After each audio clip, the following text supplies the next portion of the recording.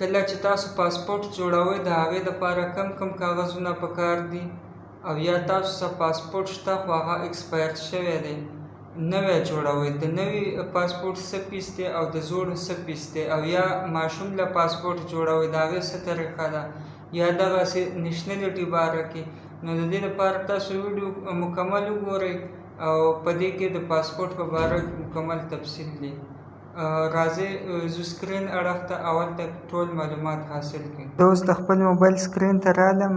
که څوک په انګریزۍ باندې نه پوهېږي دغسې به لاندې راشئ. دلته کې په اردو کې مکمل تفصیل لیکلی دی. کله چې پاسپورټ جوړولو له تاسو ځئ اصل شناختي کارت به واخلئ د هغې سره 2 نقلونه او په نیشنل بانک کې به تاسو د دې نه مخکې فیس جمع کوئ. هغه فیس چې کله جمع کوئ پاسپورټ ته نو بیا به د هغه نه بانک کې چې تاسو له کوم ټوکن درکړي یا د له کوم رسید درکړي هغه به د ځان سره واخلئ او که زوړ پاسپورټ هم وي هغه به راولئ او د هغې نقل به راولئ.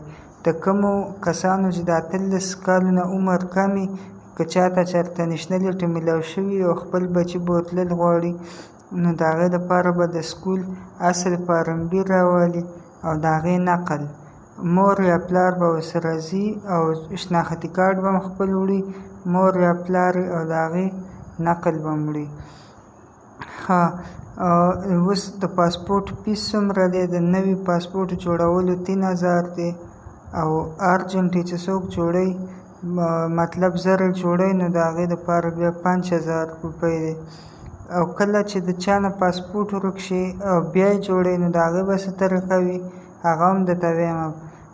کله چې ستاسو نه پاسپورټ ورک شي او بل پاسپورټ جوړوئ نو تاسو به هلته کې پولیس محکمې سره رپورټ جمع کړئ د هغه نه به رپورټ راولئ او د هغې فیس به دوګنه کېږي ډبل کېږي به مطلب تاسو چې کله ساس کړی وو نو د هغې په ډبل باندې به بیا فیس اخلي. په درېیم ځل که ورک شي نو په دغه صورت کې به بیا تاسو د پاسپورټ چې کومه انتظامیه ده هغه به تاسو د دغه آفیس نه بیا ډایرکټ هیډ کوارټر ته لیږي کوم چې مین ځای دی د پاسپورټونو دفتر دی.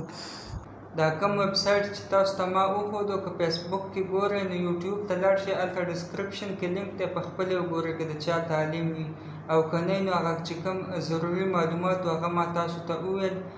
دغسې نور معلوماتي ویډیوګانو دپاره زموږ چینل هم سبسکرایب کړئ. که فیسبوک کې ګورئ پیج هم فالو کړئ او که ویډیو مو خوښه شوي نو یو ځل لازمي لایک او کمنټ وکړئ او یو ځل خامخا شیر کړئ چې نورو ملګرو ته هم پیدا میلاو شي.